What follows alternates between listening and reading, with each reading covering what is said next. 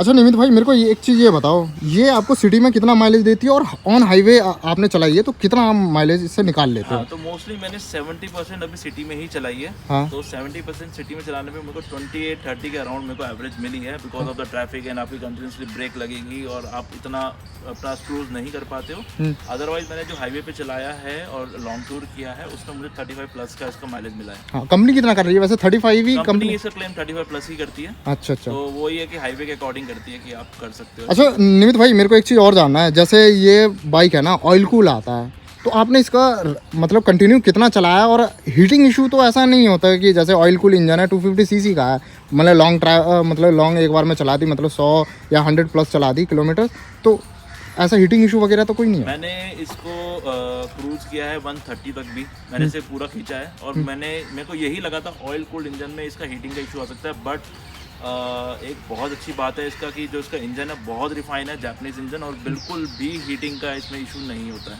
मतलब एक बार अगर मैं बिना रुके 100-150 किलोमीटर कंटिन्यू चला सकता हूँ? बिल्कुल, आप आराम से चला सकते ठीक हो, है। कोई दिक्कत नहीं है। मैंने कंसिस्टेंटली इसको 80 किलोमीटर तक अभी खींचा है, मेरे को कहीं दिक्कत नहीं आया, आराम से मैं गया हूँ और आराम से मैंने इसको मैनेज किया है बाइक। अच्छा, मेरे को एक चीज़ और पूछनी है, थोड़ा क्वेश्चन थोड़ा अजीब सा है कि आपने इसकी टॉप स्पीड टच करी है? मतलब कितना टॉप तक? स्पीड मैंने टच नहीं करी है, मैंने इसकी मैक्सिमम स्पीड 132-133 ऐसे कुछ टच करी है। अच्छा अच्छा। उससे ज़्यादा मैं करा नहीं, क्योंकि अगेन वो कुछ बीच में ट्रैफिक वगैरह हाँ हाँ, वो समझ गया। तो मुझे ब्रेक लगाना पड़ा, बट मेरी विश है कि मैं तो 140/17 इंच का इसका टायर प्रोफाइल आएगा। और रियर से दिखाता हूँ भाई, इस बाइक की जो स्टेबिलिटी है ना भाई ज़बरदस्त है, टायर प्रोफाइल भी काफ़ी ब्रॉड है और ऑफ रोड करने में और भी ज़बरदस्त लगते हैं, लेकिन सिटी वगैरह में भी और मज़ेदार लगती है। नमस्कार दोस्तों, स्वागत है ओमी मुसाफिर में एक और नई वीडियो के साथ। दोस्तों आज की वीडियो होने वाली है, ये V-Strom 250 के ऊपर होने वाली है, सुजुकी की आती है। और ये जो इंजन है इसका 250 सीसी का, ये बना हुआ है जिक्सर 250 के ऊपर। तो मैं देखो इस बाइक का एक जो प्लस पॉइंट है ना, ये बाइक है ना थोड़ी लो मेंटेनेंस में आती है और काफ़ी जिस प्राइस पॉइंट में आती है ना काफ़ी अच्छे फीचर्स के साथ आती है। तो ये अपने निमित भाई की होने वाली है बाइक। तो पहले हम इसका एक हाईलाइट रिव्यू करते हैं और उसके बाद एक ओनरशिप रिव्यू करेंगे, देखेंगे इस बाइक में अभी तक उनके साथ एक्सपीरियंस कैसा रहा, क्या बाइक में खास रहा और क्या मतलब और भी अच्छा हो सकता है। तो चलिए इस वीडियो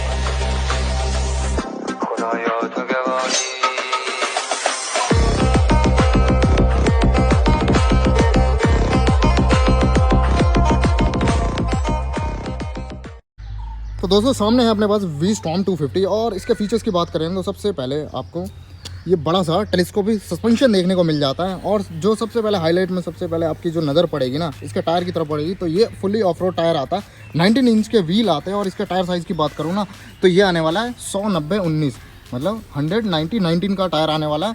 टेलीस्कोपिक के सस्पेंशन आने वाले विद रिफ्लेक्टर के साथ मिलेगा। और इसके मडगार्ड की बात करूँ ना, फुल्ली फ्लेक्सिबल मडगार्ड आने वाला है इसका। और ये डुअल चैनल ABS के साथ आती है, बड़ा सा इसका डिस्क ब्रेक मिलने वाला है, 4.5 mm की थिकनेस होने वाली है, बाइब्री के कैलिपर आने वाले, डुअल पिस्टन कैलिपर के साथ आती है ये बाइक। और फ्रंट से अगर बात करें ना तो ये फुल्ली LED हेडलैम्प मिलने वाला है, लेकिन जो इसके इंडिकेटर आते हैं वो हेलोजन में आता है, लेकिन थोड़ा सा मॉडिफिकेशन किया हुआ तो इसको LED में कन्वर्ट किया हुआ है। और ये एक विंड वाइज़र बड़ा सा।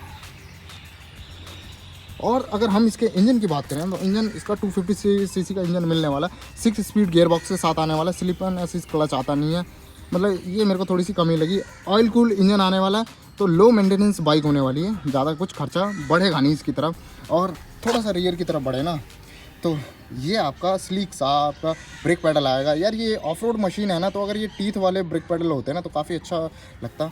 और ये आपका फोल्डेबल फुटपैक्स, रियर में छोटा सा फुटपैक्स आता है, लेकिन ये भी थोड़ा सा अलग होना चाहिए तो ज़्यादा अच्छा। और अगर एग्जॉस्ट की बात करें तो एग्जॉस्ट ड्यूल बैरल में एग्जॉस्ट मिलने वाला आपका। रियर में थोड़ा सा और पीछे की तरफ बढ़े तो सिंगल पिस्टन कैलिपर के साथ आने वाला है, लेकिन डुअल चैनल ABS होने वाला।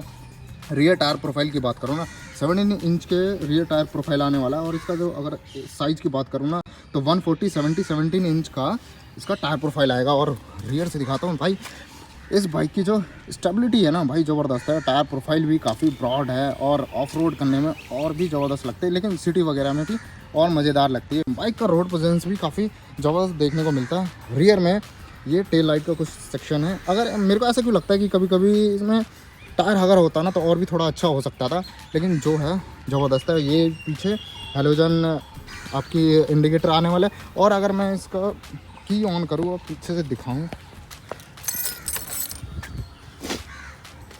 तो टेल लाइट भी आपका एलईडी सेक्शन में आने वाला है। तो मैं आपको एक बार इसका एग्जॉस्ट नोट सुना देता हूँ, मतलब एग्जॉस्ट नोट इसका ड्यूल बैरल में आता है और सिंगल पाइप एग्जॉस्ट नोट है। तो सुनते हैं कैसा है साउंड।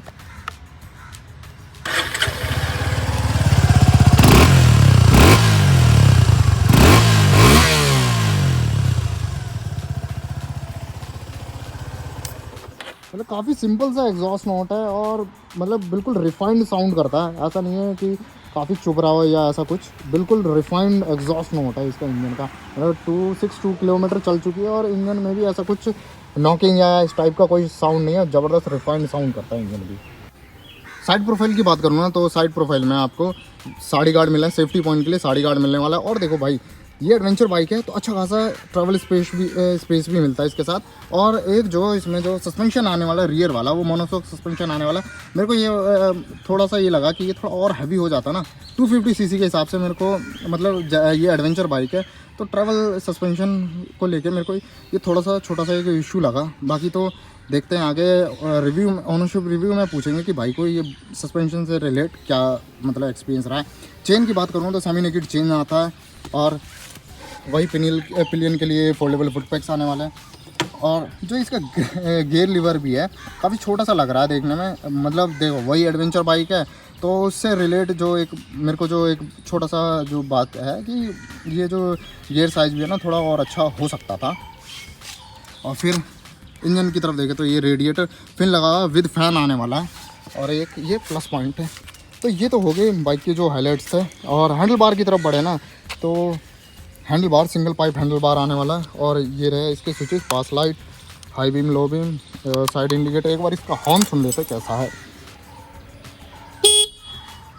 डिसेंट सा हॉर्न मिलता है। और राइट साइड स्विचेस की बात करें तो इंजन कट ऑफ और इंजन स्टार्ट बटन मिलने वाला। नकल गार्ड के साथ आने, कंपनी फिटेड नकल गार्ड आते हैं। तो देख सकते हैं कितने खूबसूरत नकल गार्ड लगते हैं। और सीट्स की बात करूँ तो स्प्लिट सीट के साथ आने वाली है। और सीट की विड्थ काफ़ी ज़बरदस्त देखने को मिलती है, क्योंकि यार मैंने मोस्टली बाइक में देखा ना कि पिलियंस के लिए ना सीट छोटी हो जाती है, लेकिन इसमें ऐसा कुछ नहीं है भाई। सीट के लिए प्लस पॉइंट है, पिलियन और राइडर दोनों के लिए ज़बरदस्त मिलता है। ये पीछे टॉप रैक रखने के लिए आपको ट्रे मिल जाती है। मतलब वही है कि आपको 6 kg तक का आप इसमें वेट डाल सकते हो।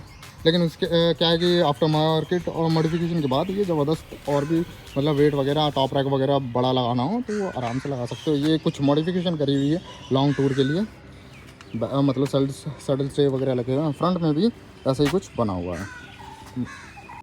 तो ये है अपने निमित भाई और इनकी है जिक्सर 250। क्या है निमित भाई? बहुत बढ़िया।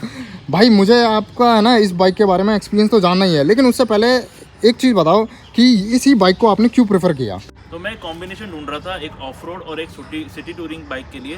तो मैंने बहुत सारी बाइक रिसर्च करी, तो मोस्टली मुझे दिखा कि मोस्टली या तो पूरी 100% एडवेंचर आती है, हाँ। या फिर एक सिटी टूरिंग के लिए आती है। हाँ। तो आफ्टर 1 year सर्च मेरे को ये बाइक मेरे को समझ में आई, जो मैंने 6 months पहले बाय करी है। हाँ। जो कि एडवेंचर के लिए for highway it's very good, हाँ। एंड फॉर सिटी तो बहुत कंफर्टेबल बाइक है। हाँ। तो इसीलिए ये बाइक मुझे बहुत अच्छी लगी है। तो भाई आपने 250 सीसी थोड़ा और हायर सेगमेंट में जा सकते थे ना। 250 सीसी नहीं लगता कि थोड़ा कम पावर है या ऐसा कुछ फील नहीं होता? हाँ, बट देखो इसका जो इंजन है वो जापानीज है, वो बहुत रिफाइंड है, तो उस हिसाब से मुझे 250 सीसी में इतनी कोई डिफिकल्टी नहीं आती है। सिटी के लिए मैं मोस्टली सिटी में ज़्यादा ट्रैवल कर रहा हूँ, अभी मैं ज़्यादा हाईवे के प्लान्स नहीं बना रहा हूँ। फ्यूचर में हो सकता है बन सकते हैं, बट ईयर में जैसे एज अ प्रोफेशनल ट्रैवलर मैं नहीं हूँ, तो उसके हिसाब से मेरी ये रिक्वायरमेंट पूरी फुलफिल करती है।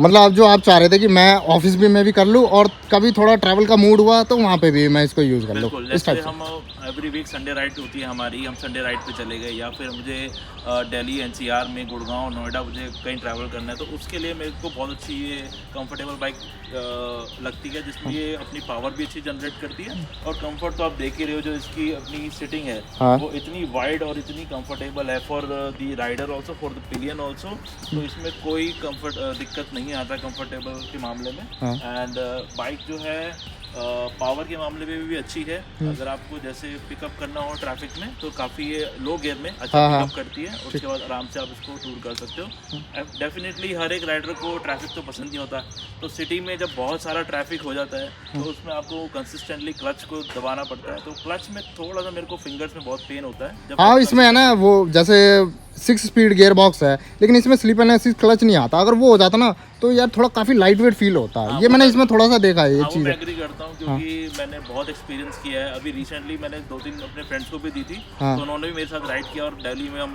जब हम चला रहे हैं तो डेफिनेटली ट्रैफिक तो मिलेगा ही, तो उनका भी एक सिमिलर कॉमन फीडबैक सबका है कि उनकी लेफ्ट हैंड पे वाइल प्रेसिंग द क्लच उनको पेन हुआ है। सिटी ट्रैफिक में ज़्यादा दिक्कत होती है। ट्रैफिक में बहुत दिक्कत है। अच्छा ये सब तो बात ये होगी, तो मेरे को पहले है ना इसका है ना प्राइस बताओ कि ऑन रोड आपको कितने की पड़ी, फिर उसके बाद जानते हैं कि फिर क्यों रही है खास। सो अभी आई थिंक कंपनी ने इसका प्राइस रिड्यूस कर दिया है, बट जब मैंने परचेज किया था, आज 17 मार्च है, तो मैंने 17 अक्टूबर को परचेज किया था, एग्जैक्टली 6 मंथ्स बिफोर। तब इसका प्राइस मेरे को ऑन रोड 2,45,000 रुपीज़ पड़ा था, जिसमें राइडिंग जैकेट इन्होंने इंक्लूड करी थी, जो आपको पड़ती 7,000 की। अगर आप वेबसाइट से भी बाय करोगे तो वो वाली मेरे को जैकेट इन्होंने इंक्लूड करके दी, तो काइंड ऑफ अगर आप जैकेट की कॉस्ट हटा दो तो 2,38,000 की ये पड़ी है मुझे ऑन रोड। नहीं तो भाई एक छोटा सा क्वेश्चन है, जैसे आप 250 सीसी में बता रहे हो, मेरे को एडवेंचर सीरीज़ में अगर मैं आपको बताऊँ ना तो KTM भी आती है 250 सीरीज़ में, एडवेंचर बता रहा हूँ, तो वो क्यों नहीं प्रेफर किया आपने? तो KTM से मेरे को एज अ रोड प्रेजेंस में लुक वाइज मुझे इतना प्रेफरेबल लगा नहीं। हाँ। वैसे तो उसका टैग है छपरी वाला, बट मैं इतना वो मानता नहीं यार, अगर मैं आपको बताऊँ ना, थोड़ी सी है ना उसमें राइडर की ही गलती है। बाइक है ना मेरे को सच में बहुत ज़बरदस्त लगती है। हाँ आपने जो बताया ना कि इसमें ये मतलब थोड़ा वो छपरी वाला वो होता है, वो मैं मानता हूँ, इस बात को एग्री करता हूँ थोड़ा, लेकिन एडवेंचर सीरीज थोड़ी हट के लगती है। बस उसमें हाँ मेरे को ये लगा कि वो प्राइस थोड़ा बहुत डिफरेंस है, प्राइस का थोड़ा डिफरेंस है। और मैं ये भी कहूँगा मोस्ट ऑफ द रीजन जो मैं बोलूँगा टॉप रीजन ये था, मैं एक यूट्यूबर को फॉलो करता हूँ, मैं नाम नहीं बताऊंगा, बट उनके इन्फ्लुएंस से मैंने ये बाइक ली। उन्होंने कहा था this is very underrated bike, जो काफी लोग कम परचेज कर रहे हैं, बट अगर आपको सिटी और हाईवे के टूर के लिए चाहिए, जो मेरी रिक्वायरमेंट हमेशा से रही है, उसमें ये फुलफिल करती है। अच्छा निमित भाई मेरे को ये एक चीज़ ये बताओ, ये आपको सिटी में कितना माइलेज देती है और ऑन हाईवे आपने चलाई है तो कितना माइलेज इससे निकाल लेते हो? तो मोस्टली मैंने 70% अभी सिटी में ही चलाई है। तो 70% सिटी में चलाने में मेरे को 28-30 के अराउंड मेरे को एवरेज मिली है, because of the traffic and आपकी कंटिन्यूसली ब्रेक लगेगी और आप इतना अपना क्रूज नहीं कर पाते हो। अदरवाइज मैंने जो हाईवे पे चलाया है और लॉन्ग टूर किया है उसमें मुझे 35 प्लस का इसका माइलेज मिला है। हाँ, कंपनी कितना कर रही है वैसे? 35 ही कंपनी इसका क्लेम 35 प्लस ही करती है। अच्छा अच्छा, तो वो ये है कि हाईवे के अकॉर्डिंग करती है कि आप कर सकते हो। अच्छा निमित भाई मेरे को एक चीज़ और जानना है, जैसे ये बाइक है ना ऑयल कूल आता है, तो आपने इसका मतलब कंटिन्यू कितना चलाया? और हीटिंग इशू तो ऐसा नहीं होता है कि जैसे ऑयल कूल इंजन है 250 सीसी का है, मतलब लॉन्ग एक बार में चला दी, मतलब 100 या 100 प्लस चला दी किलोमीटर, तो ऐसा हीटिंग इशू वगैरह तो कोई नहीं है? मैंने इसको क्रूज किया है 130 तक भी, मैंने इसे पूरा खींचा है, और मेरे को यही लगा था ऑयल कूल्ड इंजन में इसका हीटिंग का इशू आ सकता है, बट एक बहुत अच्छी बात है इसका कि जो इसका इंजन है बहुत रिफाइन है, जापानीज इंजन, और बिल्कुल भी हीटिंग का इसमें इशू नहीं होता है। मतलब एक बार अगर मैं बिना रुके 100-150 किलोमीटर कंटिन्यू चला सकता हूँ? बिल्कुल आप आराम से चला सकते हो, ठीक है, कोई दिक्कत नहीं है।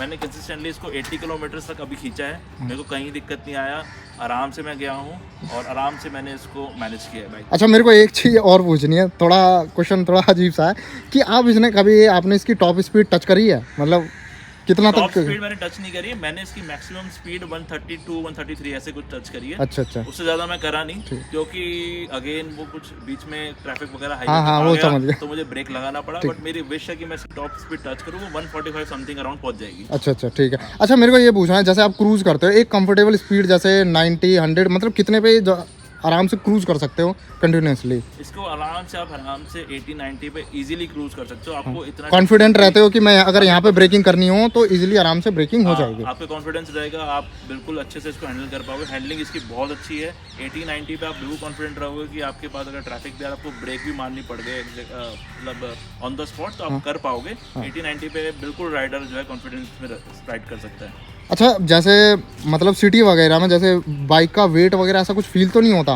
नहीं, सिटी में कोई इसका वेट वगैरह फील नहीं होता है। सिटी में एकदम आराम से मैं इसे मेरे को टर्न लेना हो, कुछ भी अब ब्रेक मारना हो या फिर जैसे भी ट्रैफिक के बीच में राइड करनी हो तो उसमें कभी इशू नहीं आता। हल्का सा जो इसका ये वाला पार्ट है जब आप टर्न करोगे तो ये आपको हल्का सा हैवी लग सकता है। ये डिपेंड करता है राइडर के वेट पे भी। अच्छा, वो अगर बहुत ही थिन है तो वो उसको थोड़ा डिफिकल्टी हो सकती है, बट मेरे जैसे इतनी हेल्थ बंदे के हो तो आराम से उसको मैनेज कर सकते हैं। ठीक ठीक ठीक ठीक है।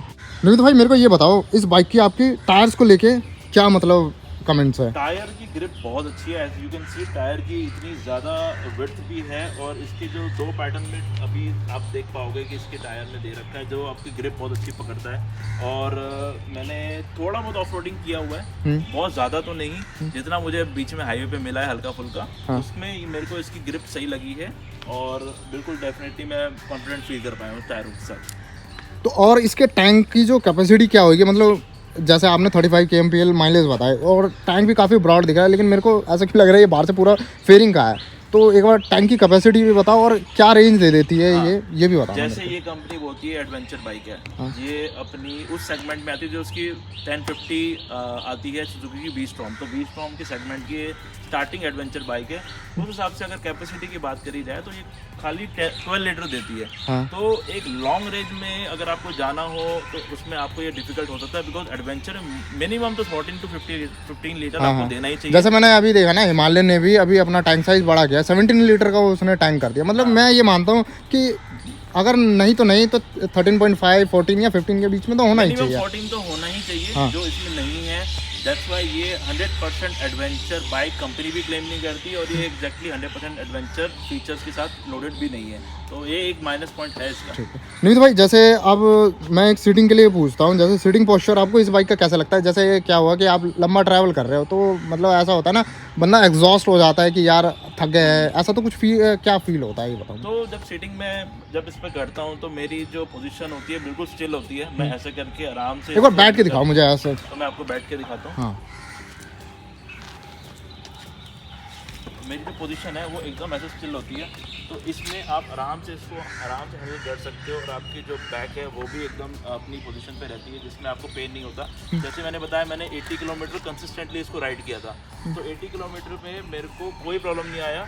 थोड़ा सा ज़रूर आपको सिटिंग के नीचे आपको थोड़ा सा पेन हो सकता है, वो एक नॉर्मल है आपके लिए। बट अगर आप बैक की पोजीशन के बारे में बात करें तो बैक की पोजीशन एकदम स्टिल रहती है और हैंडलिंग में भी बहुत कंफर्टेबल रहती है, कभी दिक्कत नहीं आती। अगर आप कंपेयर करो इसी की नेकेड जिक्सर 250 की, तो उसमें जो राइडर की पोजीशन है वो थोड़ी सी आगे की तरफ होती है, जिसमें वो डेफिनेटली एक प्रॉब्लम जनरेट करता है ड्यूरिंग राइड। पर यहाँ पे ऐसा कोई भी केस नहीं है। इसमें सुजुकी ने बहुत अच्छा काम किया है। अब निमित भाई, जैसे मैं इस बाइक में देख रहा हूँ कि आपने फॉग लैम्प वगैरह भी लगाई हुई है, तो आपको क्या लगता है इसकी हेडलाइट से लेके कुछ कमियां भी है क्या? हेडलाइट वैसे तो ये कंपनी एलईडी देती है, आप देख सकते हो, उसका थ्रो भी बहुत अच्छा है। बट डेफिनेटली जो ये फॉग लाइट है, तो फॉग लाइट आपको कहीं ना कहीं और एक्स्ट्रा आपको एक कॉन्फिडेंस देता है रोड पे कि हाँ, देता है और आपको डार्क में इतना आपको अवेलेबल करा देता है ब्राइटनेस कि आप आराम से इसको राइड कर सकते हो विद कॉन्फिडेंस।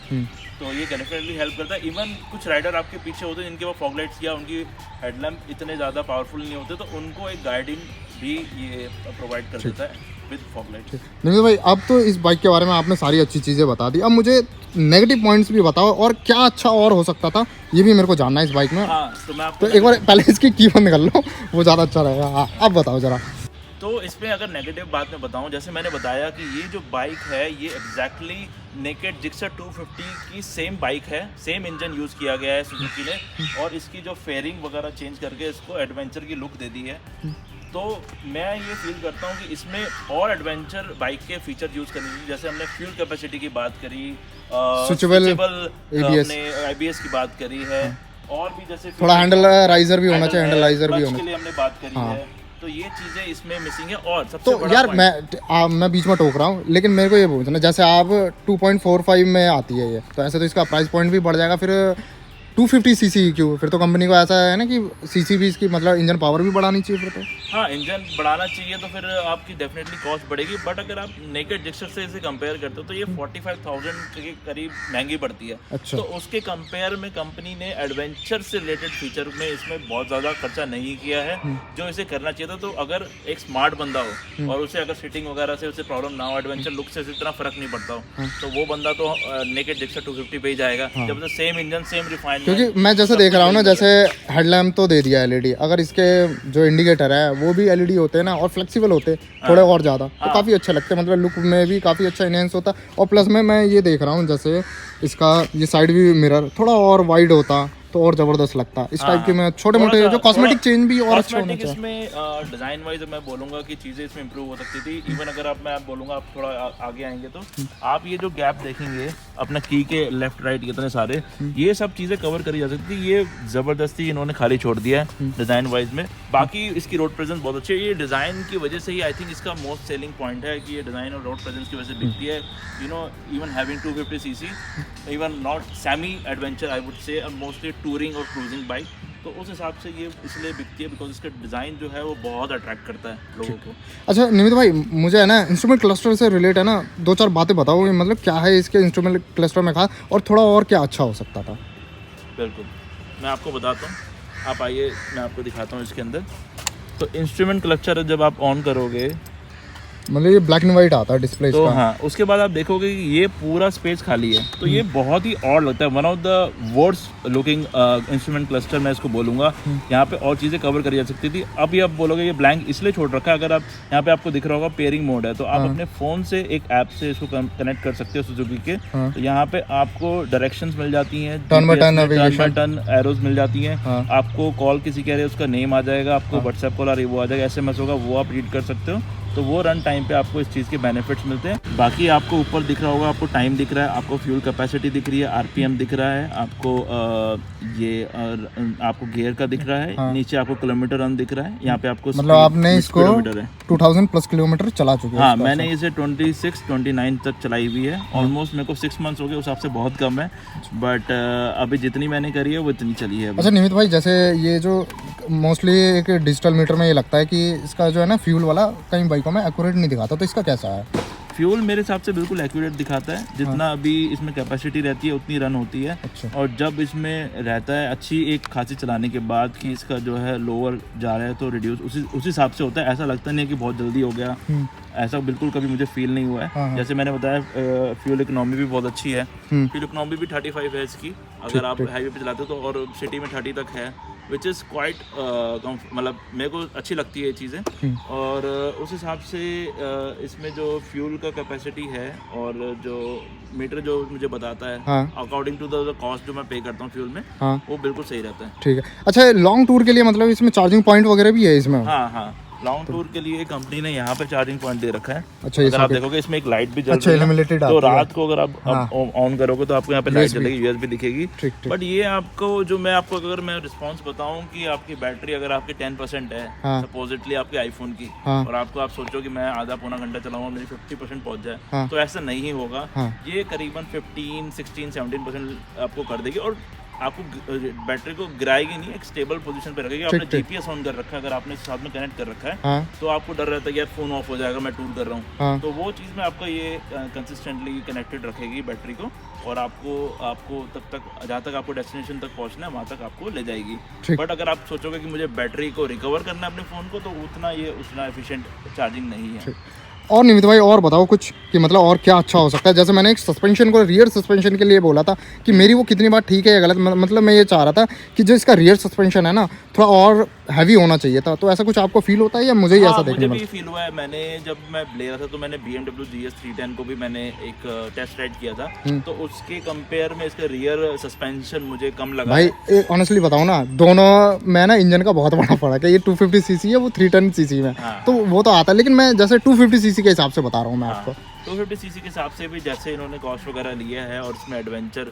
का इन्होंने एक सेगमेंट में लेके आए हैं when compare to naked Gixxer 250, तो उस हिसाब से इनको डेफिनेटली सस्पेंशन पे काम करना चाहिए था और कंफर्टेबल करना चाहिए था रियर का, पर वो उसमें एक अच्छा मेरे को एक करंट में ये चीज़ पूछना है कि करंट में इसका सस्पेंशन कैसा आपको फील होता है? करंट में सस्पेंशन अगर मैं ऐसे सिटी की बात करूँ तो इतने ज़्यादा बड़े बड़े गड्ढे वड्डे तो मेरे को अपने जितना भी मैंने राइड करी है मेरे को बहुत ज़्यादा नहीं मिले हैं, कुछ कुछ जगह पे आपको मिलते हैं तो मुझे मैनेजेबल होता है, मेरे को बहुत डिफिकल्टी फील नहीं होती, वो कंफर्टेबल रहता है। मतलब ये बाइक मतलब जैसे कि मेरे को कई बार ऐसा लगता है ना जैसे काफ़ी ब्रॉड बाइक है, बड़ी लगती है, तो ऐसा नहीं होता कि मतलब कॉन्फिडेंट हो कि मैं आराम से इजीली चला लूँगा, कोई दिक्कत नहीं होगी? हाँ, क्योंकि देखो अगर आपको कोई अगर न्यू जिसको बाइक लेनी है तो मेरे साथ भी हुआ था, मैंने भी 2 मंथ तक मैंने भी इतनी केयरफुली बाइक को राइड किया है ट्रैफिक में और बहुत सारी जगहों पे, मैं अननोन प्लेसेस पे जहाँ पे जा रहा हूँ तो, पर अब जब मैंने चला लिया 2-3 महीने के उसके बाद से अब तक मैंने बहुत ही कॉन्फिडेंटली इसको हैंडल किया। जब मैंने बाहर भी मैंने टूर कर लिया,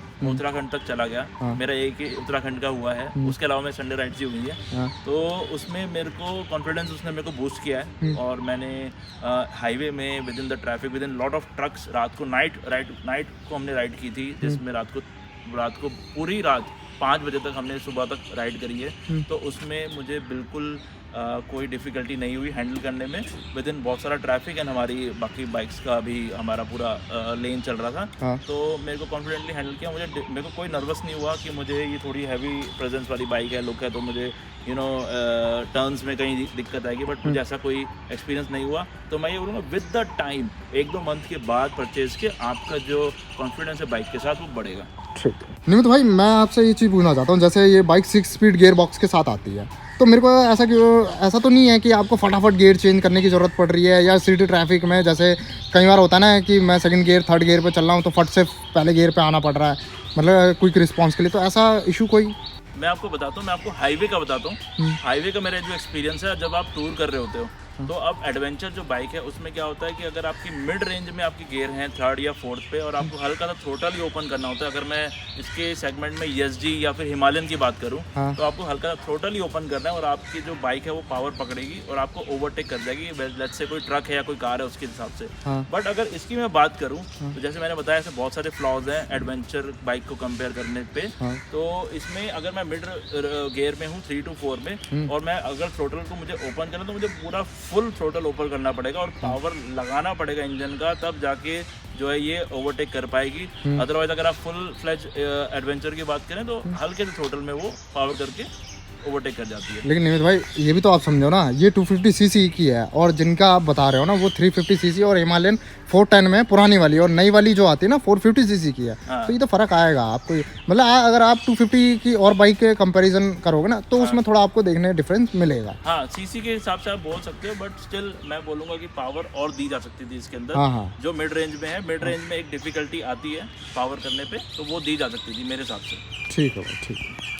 निमित भाई मेरे को ये बताओ कि आपने कितना टाइम पे सर्विस कराई, कितनी कंपनी फ्री सर्विस देती है और क्या कॉस्ट पड़ती है? तो तो मैंने जैसे बताया था, मैंने 17 अक्टूबर को बाइक ली थी, तो उसके 1 मंथ बाद आप सर्विस करवा सकते हो या फिर 1000 किलोमीटर के बाद। तो जब मैं फर्स्ट सर्विस के लिए गया तो फर्स्ट सर्विस पे जब उस सर्विस पर्सन ने मेरा ओडोमीटर चेक किया तो उसने देखा कि सिर्फ 85 किलोमीटर चली हुई थी। तो उसने मुझे मजाक में ये बोला कि भैया ये तो हमारे जो शोरूम की टेस्ट बाइक है वो 2 दिन में इतनी चल जाती है, आपने 1 महीने में नहीं चला पाए।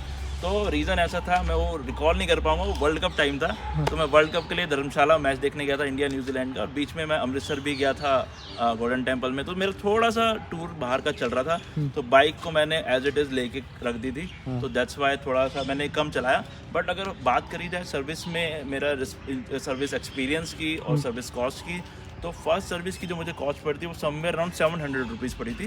उन्होंने इंजन ऑयल का और एक आध चीज़ का और इन्होंने कॉस्ट लिया था। तो मेरा एक्सपीरियंस अच्छा था, मतलब मेरे को जाते ही, क्योंकि अगर वहाँ पे अब जाओ तो आपको Suzuki Access and other bikes की जो सुजुकी की हैं उनके ज़्यादा मैनेजेबल करने वाले सर्विस पर्सन होते हैं, बट वी-स्टॉर्म का 1-2 होते हैं स्पेशलिस्ट। तो उन्होंने वी-स्टॉर्म जब मैं लेके गया तो मेरी ओनली वी-स्टॉर्म बाइक वहाँ पे गई थी, तो उन्होंने फटाफट उसको अपने मेंटेनेंस में लिया और मेरे को 2 घंटे में इन्होंने फ्री कर दिया और मेरे को 700 रुपीज़ चार्ज किया था। उसके बाद अगर बात करूँ सेकंड सर्विस की, जैसे 6 महीने अभी कंप्लीट हो गए, तो 1 मंथ के 3 मंथ्स बाद, यानी 5000 किलोमीटर बाद और या 3 मंथ बाद आप इसको सर्विस करवा सकते हो।